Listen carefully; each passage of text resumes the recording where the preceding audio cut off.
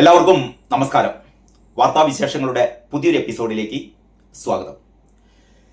CPM സംബന്ധിച്ചിടത്തോളം ഇവരുടെ ചില പരിപാടികളുണ്ടല്ലോ, ഇത് കാണുമ്പോൾ നമുക്ക് ചിരിക്കണോ അതോ കരയണോ എന്ന് തോന്നിപ്പോകും.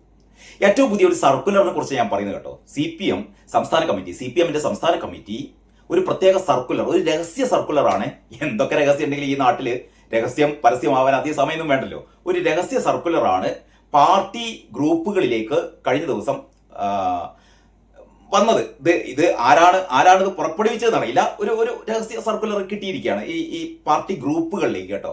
അതിൽ പറഞ്ഞിരിക്കുന്നത് എന്താണെന്ന് വെച്ചാൽ, പിണറായി വിജയന്റെ ഫേസ്ബുക്ക് പോസ്റ്റുകൾക്കും യൂട്യൂബ് ലൈവുകൾക്കൊക്കെ പാർട്ടി അംഗങ്ങൾ അതിൻ്റെ അടിയിൽ മിനിമം 2 കമന്റുകൾ തന്നെങ്കിലും ഇടണം എന്നുള്ളതാണ് ഏറ്റവും രസകരമായ കാര്യം. നിങ്ങൾ ഈ പാർട്ടിയുടെ ഒരു അവസ്ഥ ആലോചിക്കുക.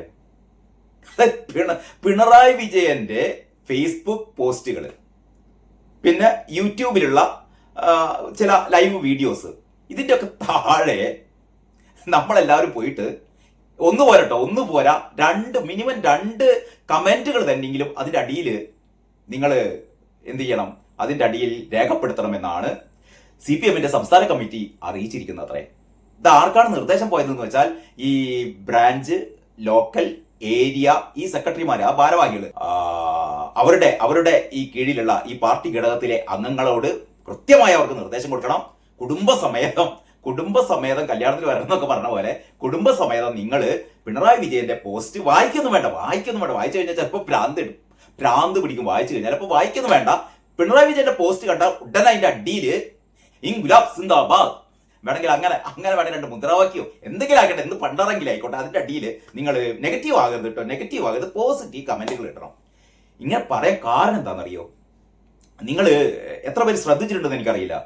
ഈ പിണറായി വിജയന്റെ ഇത്തരത്തിലുള്ള ഫേസ്ബുക്ക് പോസ്റ്റിന് താഴെ അല്ലെങ്കിൽ ഈ യൂട്യൂബ് വീഡിയോക്കൊക്കെ താഴെ അത് നോക്കിയാൽ അറിയാം, അതിൽ കണ്ടമാനം ഷെയർ ഉണ്ടാവും കേട്ടോ. ഒരുപാട് ആൾക്കാർ ഇത് ഷെയർ ചെയ്യുന്ന മുഴുവൻ അന്തംഗമികളാണ്. അന്തംഗമികൾ ഇത് കണ്ടുവിടുമ്പോൾ അവരുടെ പാർട്ടി ഗ്രൂപ്പുകളിലേക്കോ അവർ മറ്റ് അന്തംഗമികൾക്കൊക്കെ ഇങ്ങനെ ഷെയർ ചെയ്ത് കൊടുക്കും.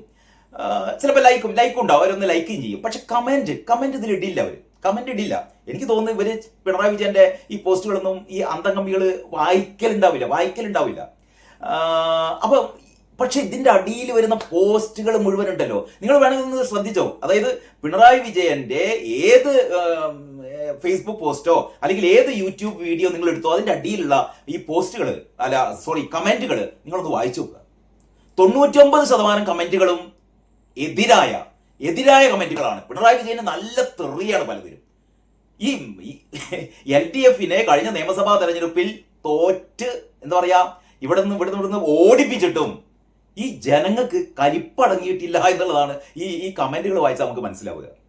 യഥാർത്ഥത്തിൽ CPM തോൽപ്പിച്ചത് അല്ലെങ്കിൽ LDF തോൽപ്പിച്ചത് അവരുടെ പാർട്ടിക്കാർ തന്നെയാണ്. അതിന്റെ ഏറ്റവും നല്ല ഉദാഹരണം പല പ്രാവശ്യം പറഞ്ഞതാണ്. ഇപ്പൊ കണ്ണൂർ ജില്ലയിൽ തന്നെ ഇപ്പം തളിപ്പറമ്പ് പോലുള്ള, അല്ലെങ്കിൽ തളിപ്പറമ്പിൽ പിന്നെയും നമുക്ക് മനസ്സിലാക്കാം, പയ്യന്നൂരൊക്കെ പാർട്ടി തോൽക്കുക എന്ന് പറഞ്ഞാൽ അതിന്റെ അർത്ഥം, ഇപ്പം പയ്യന്നൂരില് വി കുഞ്ഞികൃഷ്ണനെ വോട്ട് ചെയ്ത് വിജയിപ്പിച്ചത് പാർട്ടിയിലെ ആൾക്കാർ തന്നെയാണെന്നേ.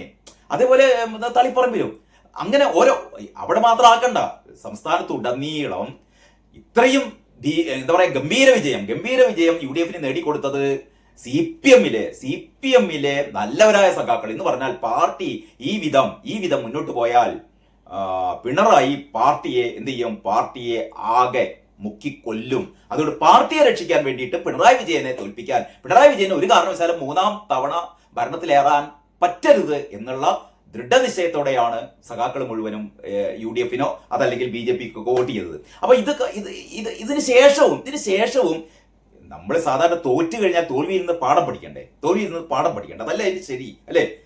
തിരഞ്ഞെടുപ്പിൽ തോൽക്കുക എന്ന് പറയുന്നത് ഒരു അസാധാരണ സംഭവമൊന്നുമില്ല. തോറ്റു കഴിഞ്ഞാൽ എന്തുകൊണ്ട് തോറ്റു അത് നമ്മൾ പഠിക്കും. എന്നിട്ട് അടുത്ത തെരഞ്ഞെടുപ്പിൽ ജയിക്കാൻ വേണ്ടിയിട്ട് നമ്മുടെ ഭാഗത്ത് വന്ന പാകപ്പിഴകൾ, തെറ്റുകളൊക്കെ തിരുത്തും. പക്ഷേ CPM എന്താ ചെയ്തത്? CPM കഴിഞ്ഞ ഒരു 1.5 മാസം അല്ലേ, തെരഞ്ഞെടുപ്പ് കഴിഞ്ഞിട്ട് 1.5 മാസം കഴിഞ്ഞ് റിസൾട്ട് വന്നിട്ട് 1.5 മാസം കഴിഞ്ഞിട്ടും ഇവരിപ്പോഴും തങ്ങൾക്ക് തെറ്റുകളൊന്നും പറ്റിയിട്ടില്ല എന്ന തെറ്റുകൾ പറ്റിയത് ജനങ്ങൾക്കാണ്. ഇവരുടെ ഈ റിപ്പോർട്ടൊക്കെ വായിച്ചു നോക്കിയാലേ അപ്പം ഗോവിന്ദനൊക്കെ പറയുന്നത്, അപ്പം ഗോവിന്ദന്റെ ഒക്കെ റിപ്പോർട്ട് വായിച്ചു നോക്കിയാൽ നമ്മളാകെ അന്തം വിടും. എന്ന് പറഞ്ഞാൽ തെറ്റുകൾ പറ്റിയത് ആർക്കാണ്? ജനങ്ങൾക്ക് തെറ്റുകൾ പറ്റി, ഇവർക്ക് തെറ്റുകൾ പറ്റിയിട്ടില്ല. അതായത് ഇവരുടെ പല പരിപാടികളും ജനങ്ങൾ വേണ്ട രീതിയിൽ മനസ്സിലാക്കിയിട്ടില്ല, അത്ര അങ്ങനെ പറയുന്നത്.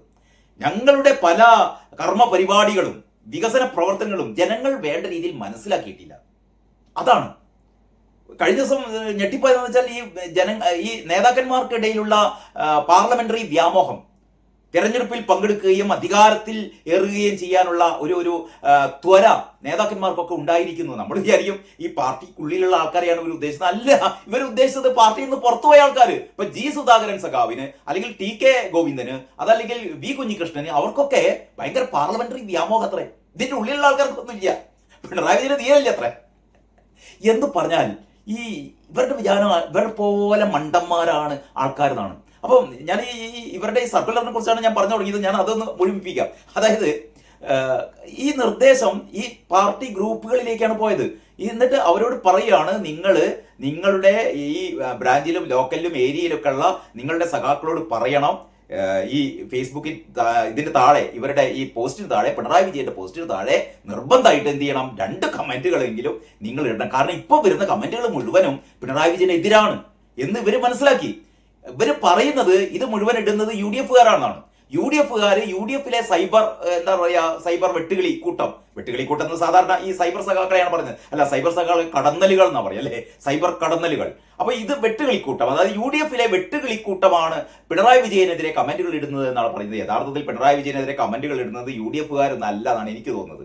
ഇത് സഖാക്കൾ തന്നെയാണ് ഇടുന്നത്. കാരണം ചങ്ങായി തോറ്റ് കഴിഞ്ഞിട്ടും പിന്നെയും പ്രതിപക്ഷ നേതാവായിട്ടിരിക്കുക, എന്നിട്ട് എന്താ പറയാ, ഒരു അലമ്പ് പരിപാടികൾ കഴിഞ്ഞാൽ ഇയാളെ പിന്നെ എന്താ ചെയ്യേണ്ടത് അല്ലേ?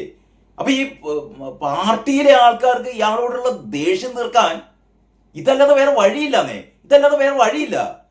ഇപ്പൊ നമുക്കറിയാലോ, ഈ പാർട്ടി തോറ്റ് കഴിഞ്ഞിട്ട് ഈ 1-2 ആഴ്ചക്കുള്ളിൽ മറ്റേ ചേർന്നല്ലോ, അതായത് സംസ്ഥാന സെക്രട്ടേറിയറ്റ് ചേർന്നിട്ട് അതിന്റെ ഇടയിലാണ് അപ്പം ഗോവിന്ദൻ വന്ന് കണ്ട് പത്രക്കാരോട് പറഞ്ഞു, ഞങ്ങളിതാ തെറ്റുകൾ തിരുത്താൻ വേണ്ടി പോവുകയാണ്, ഞങ്ങൾ കീഴ്ഘടകങ്ങൾക്ക് നിർദ്ദേശം കൊടുത്തിട്ടുണ്ട്, എല്ലാവർക്കും നിർഭയമായ അഭിപ്രായം പറയാന്നൊക്കെ പറഞ്ഞിട്ടുണ്ട്, അവരുടെ അഭിപ്രായമൊക്കെ ഞങ്ങൾ കേൾക്കും, എന്നിട്ട് ഞങ്ങൾ തെറ്റ് തിരുത്തുന്നേ പറഞ്ഞത്. അവസാനം എന്താ സംഭവിച്ചത്?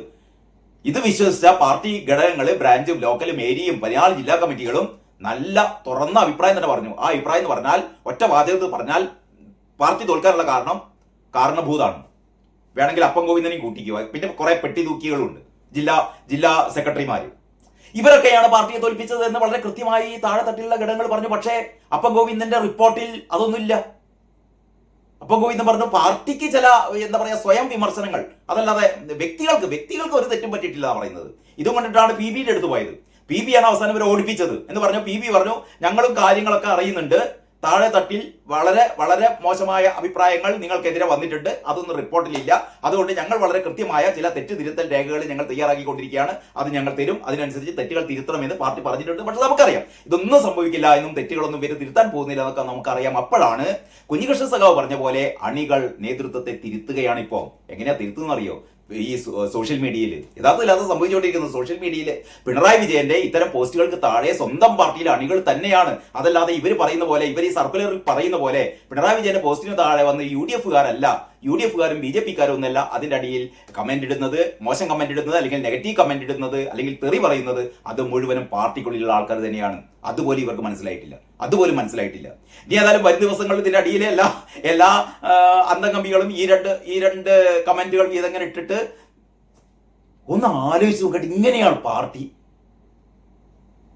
കേട്ടിട്ട് നമുക്കിങ്ങനെ എന്താ പറയാ, നമുക്ക് ലജ്ജ തോന്നുന്നു.